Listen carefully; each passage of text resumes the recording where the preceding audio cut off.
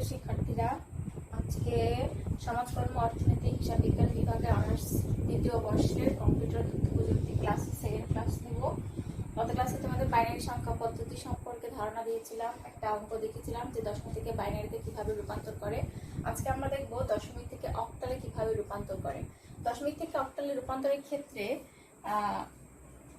দশমিকে প্রশ্ন দেওয়া থাকবে এবং অক্টালে তোমাকে রূপান্তর করতে হবে। অক্টাল মানে হচ্ছে, অক্টালের ভিত্তি আমরা জানি 8, যেখানে 3 বিট করে মান নিতে হয়। সেই 3 বিট করে মানের এখন আমার দরকার নেই, আমরা আগের নিয়মে গত ক্লাসে যেভাবে করেছি ঠিক সেভাবে অঙ্কটা করবো। এক্ষেত্রে যেই পদ্ধতিতে রূপান্তর করতে হবে সেই পদ্ধতির ভিত্তি দিয়ে পূর্ণ সংখ্যাকে ভাগ আর হচ্ছে ভগ্নাংশ সংখ্যাকে গুণ করতে হবে। যেমন এখানে যদি আমি 8 দিয়ে 175কে ভাগ করি, তাহলে এখানে ভাগফল হচ্ছে 21, ভাগশেষ থাকে হচ্ছে 7। আবার যদি করি 8 দিয়ে ভাগ, অর্থাৎ এই বাম পাশে তোমার 0 না আসা পর্যন্ত এটাকে ভাগ করতেই হবে।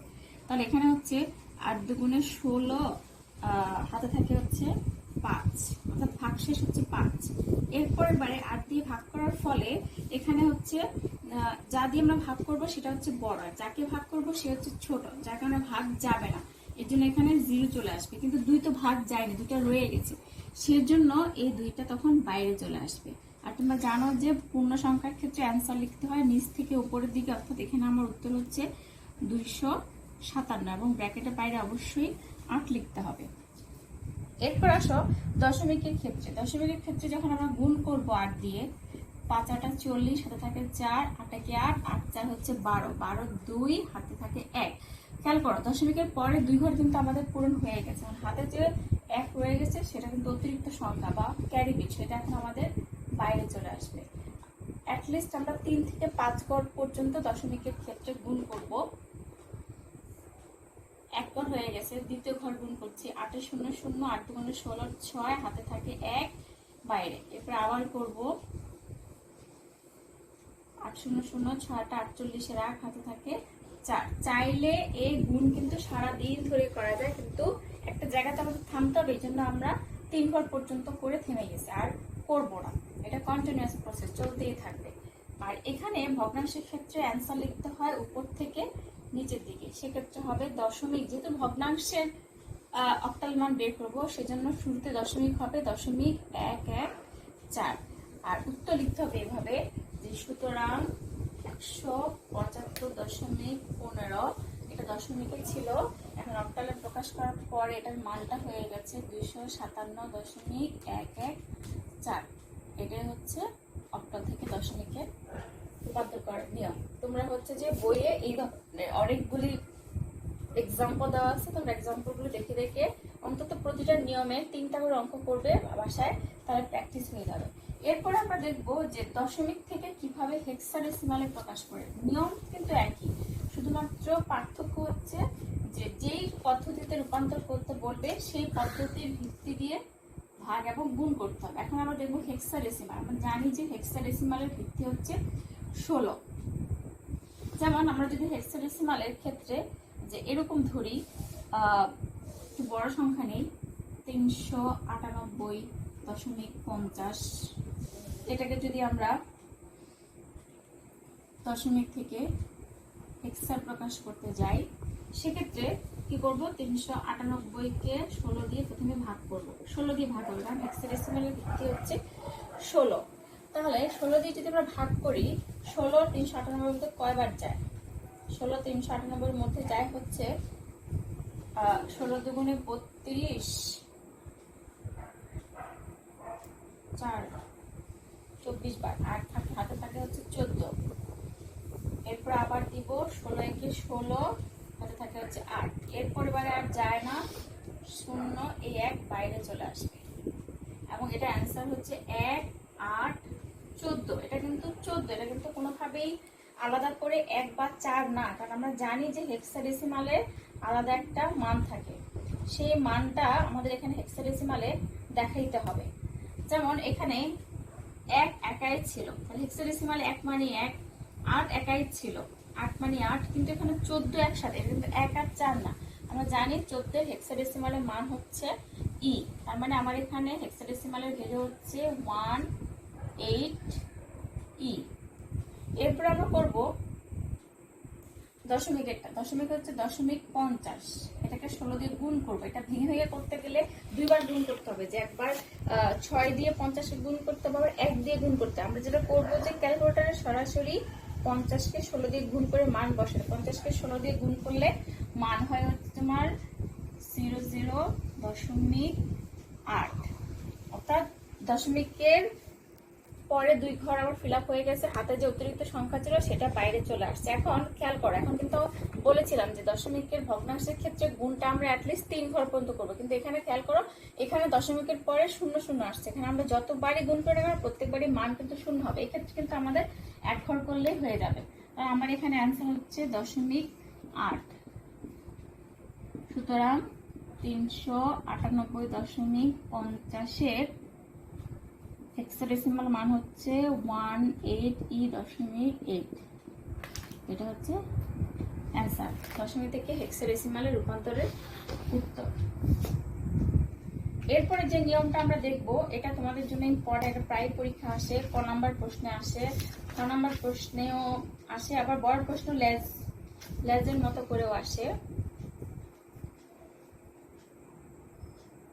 পরেরটা হচ্ছে দশমিক থেকে বাইনারি থেকে দশমিকের রূপান্তর। আমরা এতক্ষণ শিখেছি দশমিক থেকে বাইনারি, দশমিক থেকে অক্টাল, দশমিক থেকে হেক্সাডেসিমাল।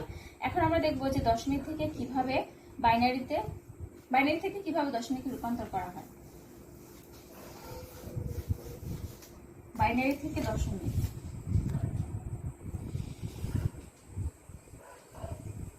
বাইনারি থেকে দশমিক, এক্ষেত্রে কিছু নিয়ম ফলো করতে হয় বাইনারি থেকে দশমিকের ক্ষেত্রে। যেমন আমি যদি এরকম লিখি, প্রশ্নটা যদি আমার এরকম হয় যে 1, ছোট করে দেখাই, ছোট 1001 দশমিক, এখানে যদি আমি আরেকটা সংখ্যা নেই 101, এটা হচ্ছে বাইনারিতে আছে। এখন এখান থেকে আমরা দশমিকে রূপান্তর করবো। সেক্ষেত্রে নিয়মটা হবে কি, যে আমার যে সংখ্যাটা উপরে দেওয়া আছে সেটা আগে আমি নিচে লিখবো 0.101। এরপরে প্রত্যেকটা সংখ্যা, যেহেতু আমি বাইনারি থেকে দশমিকে রূপান্তর করবো, আমরা জানি বাইনারির ভিত্তি হচ্ছে 2, তার মানে প্রত্যেকটা সংখ্যার সাথে আমরা 2 গুণ করবো, এরপরটার সাথে যোগ, আবার 2 গুণ, এরপরটার সাথে আবার যোগ, এভাবে প্রত্যেকটা লিখে ফেলবো। এরপর হচ্ছে দশমিক।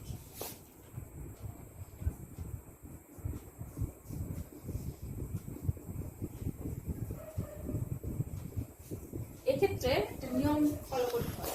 এই আমরা জানি যে দশমিকের আগে এতটুকু সংখ্যাকে বলা হয় পূর্ণ সংখ্যা, দশমিক সহ এতটুকুকে বলা হয় ভগ্নাংশ সংখ্যা। তাহলে দশমিক থেকে বাইনারিতে রূপান্তরের ক্ষেত্রে যে নিয়মটা ফলো করতে হয় সেটা হচ্ছে, পূর্ণ সংখ্যার ক্ষেত্রে আমার উপরে 2 এর উপরে আমাকে যে পাওয়ারটা দিতে হবে, সেই পাওয়ারটা হচ্ছে শুরু হবে পজিটিভ সংখ্যা থেকে, অর্থাৎ সেটা হবে 0, অর্থাৎ 0, 1, 2, 3। এখানে যদি আরো বেশি থাকতো সেটা ওইভাবে কন্টিনিউয়াস হতো, যে 0, 1, 2, 3, 4, 5, 6, 7, অর্থাৎ তোমাকে উপরে যে পাওয়ারটা সেটা শুরু করতে হবে যেখানে তোমার পূর্ণ সংখ্যাটার শেষ হয়েছে, সেখানে তোমার হাতের ডান থেকে শুরু করতে হবে, এই দশমিক থেকে শুরু করতে হবে, যে ডান দিকে ডান থেকে শুরু করে সে বাম দিকে পাওয়ার দিতে দিতে আসবে, 0, 1, 2, 3, 4, 5, 6 ভাবে। আর ভগ্নাংশের ক্ষেত্রে পাওয়ার দিতে হয় মাইনাস মান থেকে, অর্থাৎ দশমিক থেকে শুরু করে, অর্থাৎ হাতের বাম থেকে সে ডান দিকে মান দিবে। সেটা হচ্ছে 2 এর উপরেই মানটা বসবে, -1, -2, -3। যদি এক্ষেত্রে আমার আরো মান থাকতো তাহলে আমি আরো ডান দিকে যেতাম।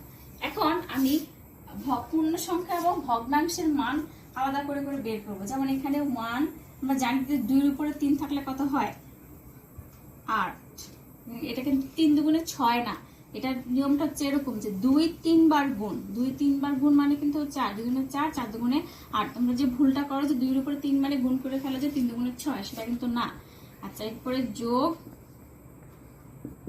2 দুগুণে 4, খেয়াল করো এখানে 0 দিয়ে আমি যাকে গুণ করে না কেন সে কিন্তু 0ই হবে, সো এটা কিন্তু আর লেখার দরকার নেই। এরপরে দেখো এখানে আরেকটা জিনিস খেয়াল করার মতো আছে, সেটা হচ্ছে 1 × 1 হবে, কারণ আমরা জানি যে লগের ক্ষেত্রে সূত্র হচ্ছে a⁴ = 1। তার মানে আমার এখানে যত কিছুর উপরে শূন্য থাকবে না কেন সেটা কিন্তু 1 হবে। যে বাইনারি থেকে দশমিক, অক্টাল থেকে দশমিক, হেক্সা থেকে দশমিক, যাই হোক না কেন যে ওইটার উপরে যদি 0 থাকে তাহলে সেটার মান কিন্তু 1ই হবে। এটা কিন্তু সূত্রটা মনে রাখতে হবে। আচ্ছা, এরপরে ভগ্নাংশের ক্ষেত্রে যেটা করতে হবে সেটা হচ্ছে যে 1 ইনটু, আমরা জানি যে -1 মানে কিন্তু হচ্ছে 1/, অর্থাৎ কোনো কিছুর আগে যদি মাইনাস থাকে এরকম উপরে পাওয়ার ক্ষেত্রে সেটা হয় ইনভার্স, অর্থাৎ সেটা হয়ে যায় যদি আমি ভেঙে লিখি সেটা হয় 1/, আর এটা গুণ করলে হয় 2 একে 2, এখানে 0 দিয়ে গুণ করলে সবই 0 হবে। এরপরটা যেটা হবে সেটা হচ্ছে 1 ইন্টু মাইনাস যেহেতু আছে তার জন্য হবে 1/, আর 2^3 মানে হচ্ছে 8। এটা কিন্তু ভালো মতো খেয়াল করতে হবে যে আমার এখানে মাইনাসের জন্য হচ্ছে 1/, আর এটা যেটা বাকি থাকে সেটা গুণ করতে হবে 2 একে 2, আবার এখানেও মাইনাসের জন্য হচ্ছে 1/, আর এটা গুণ করতে হবে 2 এর উপরে 3 থাকলে হয় 8। এরপর আমরা এটাকে একটা একটা করে যোগ করব। 8 একে 8, 4 একে 4, এরপর হচ্ছে 0, এরপর হচ্ছে 1। এটা আলাদা একটা ব্র্যাকেট দেব, কারণ ভগ্নাংশ এবং পূর্ণ সংখ্যার যোগ কিন্তু আলাদা হবে, একসাথে যোগ করা যাবে না। এরপরে এখানে আসো, এখানে হচ্ছে 1 কিন্তু এখানে উপরে, তার মানে এখানে হচ্ছে 1/2 প্লাস 0 প্লাস হচ্ছে 1/8। তাহলে 8 আর 4 হচ্ছে 12, 12 আর 1 হচ্ছে 13, আর এখানে থাকতেছে 1/2 মানে কত 0.5 প্লাস, এরপরে এখানে 1 কে 8 দিয়ে ভাগ করবা, 1 কে 8 দিয়ে ভাগ করলে দাঁড়ায় হচ্ছে 0.125। এরপরে আমরা 0.125 এর সাথে 0.5 যোগ করে দিব। 0.5 যোগ করে দিলে যেটা হবে সেটা হচ্ছে 13.625। এই হচ্ছে আমার বাইনারি থেকে দশমিকে রূপান্তরের নিয়ম। এভাবে একটা পদ্ধতি ফলো, অর্থাৎ সবচেয়ে ইম্পর্টেন্ট লাইন হচ্ছে কিন্তু এটা। এই লাইনটা যদি তোমরা ফলো করো তাহলে তোমরা অবশ্যই বাইনারি থেকে দশমিক, বাইনারি থেকে অক্টাল, বাইনারি থেকে হেক্সাডেসিমাল করতে পারবে। আমি এখানে তোমাদের আরেকটা অঙ্ক করে দেখাবো যে হেক্সাডেসিমাল থেকে কিভাবে দশমিকে রূপান্তর করে, কারণ এখানে একটা নিয়ম আছে, সেই নিয়মটার জন্য তোমাদের আমি এটা করে দেখাচ্ছি যে হেক্সা থেকে কিভাবে দশমিকে রূপান্তর করে। হেক্সাডেসিমাল থেকে দশমিক,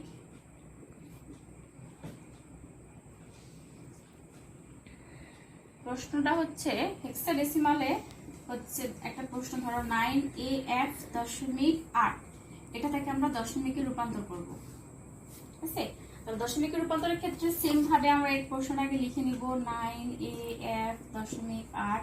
এখানে যেহেতু হেক্সাডেসিমাল থেকে দশমিকে রূপান্তর, সেক্ষেত্রে সবার সাথে হচ্ছে 16 দিয়ে গুণ, যোগ এর সাথে 16 দিয়ে গুণ, যোগ এফ এর সাথে 16 দিয়ে গুণ, 8 এর সাথে 16 দিয়ে গুণ। উপরে আমরা পাওয়ার দিব, কিন্তু পাওয়ার দেওয়ার আগে যে নিয়মটা দেখাতে বলছিলাম সেটা হচ্ছে খেয়াল করো, এখানে 9 মানে কিন্তু 9ই থাকবে, এর এখানে মান আছে আলাদা হেক্সাডেসিমালে, সেটা দেখানোর জন্য। এ মানে হচ্ছে দশমিকে 10, হেক্সাডেসিমালে এ হইলে দশমিকে 10 হয়, সেটা আমাকে ভেঙে লিখতে হবে। 16 যোগ এফ মানে হচ্ছে 15 ইন্টু 16। তোমরা যে ভুলটা করো সেটা হচ্ছে যে পরের লাইনে কি একটা ভুল করো, সেটা হচ্ছে যে যদি এভাবে ব্র্যাকেট দিয়ে না লিখো, তোমরা যেটা করো আলাদা করে 1 এর সাথে 16 গুণ করো, আলাদা করে 0 এর সাথে 16 গুণ করো, 1 এর সাথে 16 গুণ করো, 5, সেটা করবো না। তোমরা তোমাদের সুবিধার্থে প্রত্যেকটার মাঝখানে ব্র্যাকেট দিয়ে নেবে, তাহলে করতে বা পাওয়ার দিতে সুবিধা হবে। এখানেও 16, তাহলে মান বসাচ্ছি। এটা যেহেতু পুরাটা পূর্ণ সংখ্যা, সেক্ষেত্রে মান হবে 0, 1, 2, আর এটা হবে -1, অর্থাৎ তোমার ডান থেকে বামে আসবে, আর এটা হচ্ছে বাম থেকে ডানে যাবে। তাহলে এখানে মান কত দাঁড়ায়, এখানে কিন্তু 16 দুগুণে 32 না, এখানে কিন্তু 16 দুইবার গুণ, 16 ইন্টু 16 মানে হচ্ছে 256 যোগ, আর এখানে হচ্ছে 10 ইন্টু 16 160, 10 গুণ 16 কে 16 যোগ 15 ইন্টু 1, আমরা জানি 16 মানে 1, আর এখানে হবে 8 গুণ 1/16। তাহলে তোমার এখানে দাঁড়াচ্ছে 256 ইন্টু 9, 2304, এখানে হচ্ছে 160, এখানে হচ্ছে 15,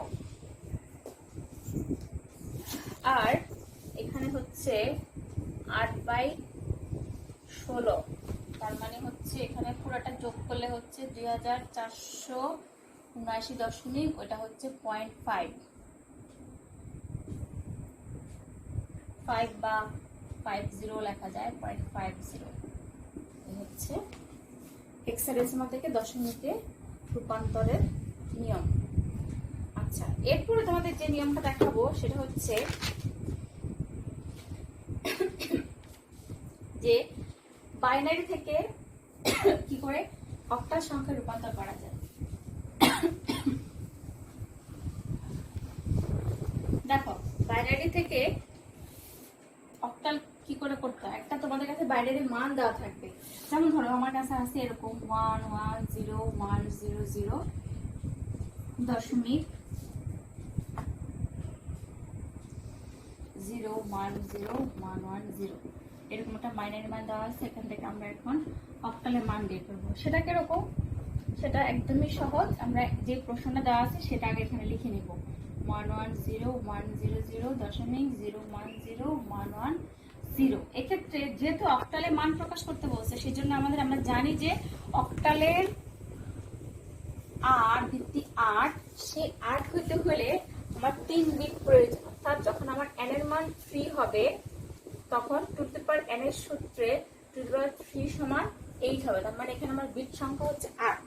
এই জন্য এখানে আমাকে 3 বিট করে মান দিতে হবে। বাইনারি মানে যে যত সংখ্যায় থাকুক না কেন, বাইনারি থেকে অক্টালের মান বের করতে হলে এখানে আমাকে 3 বিট করে মান নিতে হবে। সেটা নেওয়ার ক্ষেত্রে একটা নিয়ম হচ্ছে সেম ভাবেই, যে দশমিক থেকে হাতের বাম দিকে আসতে হবে পূর্ণ সংখ্যার ক্ষেত্রে, ভগ্নাংশের ক্ষেত্রে দশমিক থেকে হাতের ডান দিকে যেতে হবে।